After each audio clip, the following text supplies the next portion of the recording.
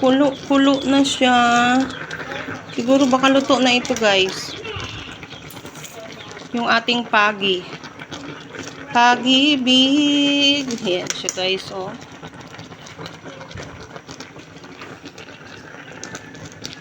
₱80 ang kilo sa palengke. Pang ulam. Gagataan namin mamaya. Diba? Yummy. Yummy na siya, guys. Iano ko na nga. Patayin ko na siguro. Mamaya, pilas-pilasin natin to siya para gawin nating ginataan. So, yun. Ito na siya. Nasa natin, ilipat natin siya dito. Mainit pa siya, so mamaya na lang, no? Okay.